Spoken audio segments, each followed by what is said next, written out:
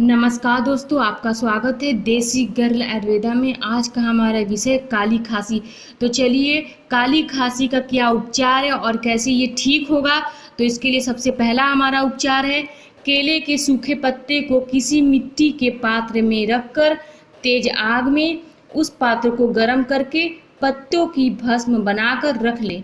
यह एक एक पत्ती भस्म शहद के साथ दिन में 2-3 बार चाटने से काली खांसी शांत हो जाती है। दूसरा उपचार है, काली खांसी से पीड़ित बच्चे को बकरी का दूध उबालकर पिलाने से बहुत अधिक लाभ मिलता है। और तीसरा हमारा उपचार है, अरूसे का रस निकालकर शीत ऋतु में हल्का सा गर्म करके पिलाने से काली खांसी का प्रकोप कम होता है। और चौथा हमारा उपचार है, काली खांसी में लहसुन की कलियों की माला बनाकर पहनाने से पूरा लाभ मिलता है। और पांचवा हमारा उपचार है, अदरक के रस में इलायची का चूर्ण और शहद मिलाकर दिन में 2 बार चाटने से काली खांसी ठीक हो जाती है।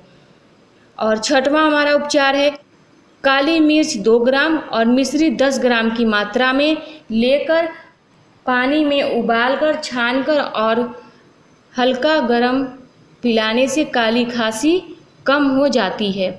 तो धन्यवाद दोस्तों, मेरे चैनल को सब्सक्राइब और मेरे वीडियो को लाइक ज़रूर करिए।